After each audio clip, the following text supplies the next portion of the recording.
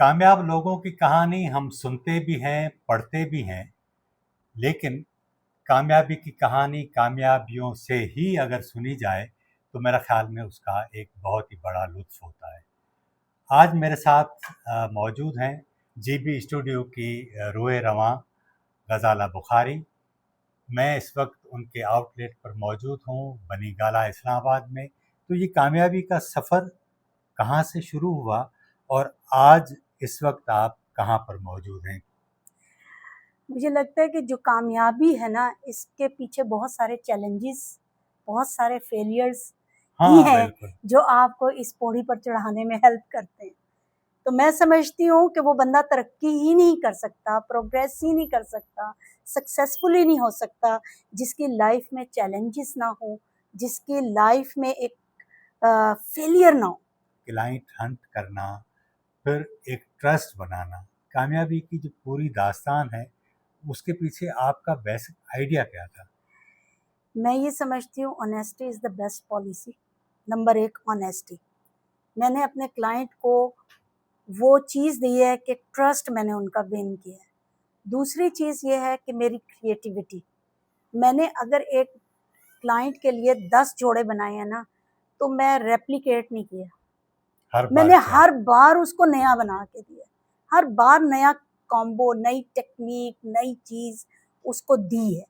And I really thankful to them and I really appreciate them कि वो मुझ पर इतना ट्रस्ट करते हैं और सिर्फ एक कॉल पे कहते हैं हमारा ये ड्रेस बना दो। तो इस तरह के जो लोग हैं, जिनको आप टारगेट करती हैं, तो कितने परसेंट पाकिस्तान में और बाहर हैं? चाहे वो एक आम क्लाइंट हो, चाहे वो मीडियोकर हो, चाहे वो एलीट हो, सिर्फ उसमें थोड़ी-सी क्वालिटीज़ का फ़र्क होता है। तो मैं समझती हूँ कि आप जो रंग लगाते हैं और आप डील कैसे करते हैं कस्टमर से, ये बहुत इम्पोर्टेंट है। आपका जो ये स्टूडियो है, ये सिर्फ सेलिंग और परचेज़िंग की जगह नहीं है, ये उनके साथ साइकोलॉजिकल डीलिंग की भी बात है। जिस तरह हम कहते हैं ना कि एक कस्टमर आया है, आप उसको बताएँ कि आपने कैरी कैसे करना है इस ड्रेस को। आप अगर फिगर मोटी है तो आप कैसा कपड़ा पहनेंगे? आपको ये फ्लोइंग फैब्रिक का ज़्यादा अच्छा लगेगा। नहीं, आप बहुत स्लिम हैं, आपको थोड़ा-सा सॉलिड स्ट्रक्चर का कपड़ा पहनना चाहिए। तो ये नॉलेज जो है ना, ये जब आप देंगे जो आम डिज़ाइनर नहीं देगा। जो एक आर्टिस्ट होगा, जिसने इसको स्टडी किया होगा, जो फुली डिज़ाइन को जानता होगा, वही ये चीज़ बताएगा। फैशन डिज़ाइनिंग कहाँ से पढ़ी आपने? मेरा ख़्याल में मेरे अंदर अच्छी बसी है because my father was an artist, अच्छा। My sisters are artist, my niece and nephew are artist और हर फील्ड है, ऑल मेंबर्स स्कल्पचरिस्ट आर भी हैं, आर्टिस्ट। मिनिएचरिस्ट भी हैं, ऑयल पेंटर्स भी हैं, सेरामिस्ट भी हैं, I am textile designer, my बेटा इज़ फैशन डिज़ाइनर। सो हमारी अगर एक फैमिली को देखा जाए तो हम सब आर्टिस्ट हैं। मेरी मदर भी आर्टिस्ट हैं, मतलब सब आर्टिस्ट लोग हैं। अच्छा, आपके क्लाइंट दुनिया के कौन-कौन से ममालिक में हैं? मेरे क्लाइंट ज़्यादातर लंदन का है एरिया और मैनचेस्टर है और फिर अमेरिका में है, डैलस में है, फ्लोरिडा में है, कौन-कौन कैलिफोर्निया सा में है। क्लास है? ये एलीट ही हैं, सारे एलिट हैं। ज़्यादातर एलीट हैं और इसमें कुछ मीडियोकर्स भी हैं, अच्छा। जो कि मतलब अपनी एक रेंज, लेकिन क्योंकि वो डॉलर में वहाँ कमाते हैं तो यहाँ वो उनके लिए शायद वो प्राइस थोड़ी-सी ईज़ी हो जाती है।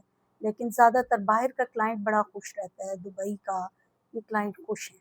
अच्छा, इसमें आपने कोशिश की कि पाकिस्तान के जितने कल्चर हैं, इस तरह कोई मिला के आपने इंटरनेशनली मुतारिफ करवाया?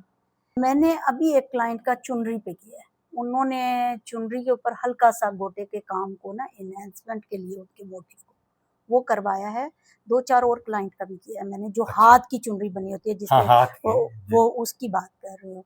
उन पे मैंने किया है काम, लेकिन मैंने पर्टिकुलर अपनी कलेक्शन में ऐसा कोई काम अभी तक नहीं किया। आप अगर कोई चीज़ बना दें, तो शायद वो फैशन बन जाए। बिल्कुल, मेरा नया टॉपिक है और उसको मैं कोई नाम भी देना सोच रही हूँ कि क्या नाम दूँ, क्या क्योंकि मेरी टॉपिक है? हर शॉल का जो है यूक्रेनियन मोटिव्स के ऊपर है अच्छा। मेरा और उसी के ऊपर मैं आजकल रिसर्च भी कर रही हूँ। आपने जैसा कश्मीरी शॉल्स का आप में से किसी ने किया था जिक्र, तो उसको भी देख रहे हैं हम सर्दियों की कलेक्शन के लिए। मार्केट में डिमांड है डिफरेंट काम की, लेकिन जो ही ये एक चीज़ जाएगी ना, एकदम लोगों को हिट करेगी, यार इसको खोल के देखते हैं, this is something different, every wants to wear different, wants to look different, set the trend.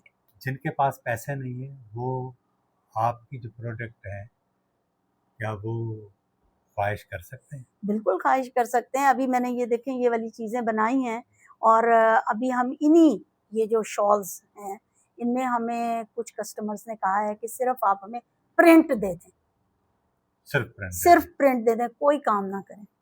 तो वी आर थिंकिंग कि हम उनकी इस चीज़ को लें, और मैंने ये प्रिंट 15,000 में बना के स्टिच करके लाइनिंग एजिंग लगा के दिए भी हैं लोगों को। 16 लाख की शॉल जिसका जिक्र हमने इब्तिदा में किया, कितने साल में ये बहुत पुरानी बात है, और ये मैंने मटकन था और बहुत बारीक काम था, वो किया था, और ये 4 गज की शॉल थी। एक मैंने बनाई थी, किसी ने मुझे कुछ पीसीस दिए थे, उनको जोड़ के मैंने पूरी 4.5 गज की शॉल बनाई थी, और उनपे हर स्क्वायर के अंदर डिफरेंट काम था, मतलब वो रिपीट नहीं था। कितना अरसा लगा उसमें? मुझे लग गया था, मेरा ख्याल है 3 मंथ्स लगे थे। और कितने लोगों ने काम किया उसके ऊपर? उसके ऊपर जो काम किया मैंने बिठाए थे 6 लोग। हाँ, और 3 माह काम करते 3 माह काम किया हमने। बीच में काम रुकता भी है कभी। अच्छा। क्रिएटिविटी उस तरह से हर रोज एक जैसा लेवल नहीं होता आपका क्रिएटिविटी का, तो वो फिर रुक जाता है, तो उसमें मुझे सोचना पड़ता है अब यार इसके अंदर मैं क्या डिफरेंट बनाऊं। अच्छा, जो नौजवान फैशन डिजाइनिंग की तरफ जाना चाहते हैं, पढ़ रहे हैं, तो हम कोई सक्सेस रेट इतना नहीं देखते, उसके क्या सबब क्या है? उसका सबब ये है कि बच्चों को सप्लाई चेन का पता नहीं है, मार्केट में जो डिमांड है उसका पता नहीं है। बच्चे सिर्फ पढ़ रहे हैं, they are getting just the basic knowledge. मेरे पास बहुत सारे बच्चे इंटर्नशिप के लिए आते हैं, दे डोंट नो, उनको प्रोसेस भी नहीं पता कि एक ड्रेस बनने के, फैशन डिज़ाइन पढ़ा है लेकिन उनको ये नहीं पता कि वो किस प्रोसेस से निकलेगा, मटेरियल कहाँ से जाके लेना है, फैब्रिक खरीदना है। अब एक टेक्सटाइल का बच्चा है, अगर उसको कट लाइन की सेंस नहीं है, मुझे बताएं डिजिटल प्रिंट वो क्या बनाएगा?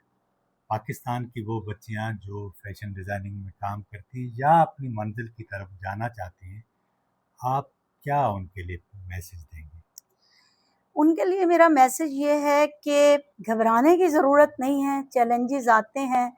जब मैं निकली थी मैं गोल्ड मेडलिस्ट थी, लेकिन जब मैं मार्केट में गई तो मुझे बहुत ही डिग्रेड किया गया, और उनका बल्कि बहुत सारे डिज़ाइनर हैं जिन्होंने कहा बहुत देखे हमने जो कि गोल्ड मेडल लेके आते हैं, लेकिन कहते हैं जब काम आता जाता कुछ भी नहीं है, तो आई वॉज वेरी मतलब upset on it, and then I started कि मैं अपना काम खुद करूँगी, मैंने किसी के पास काम ही नहीं करना।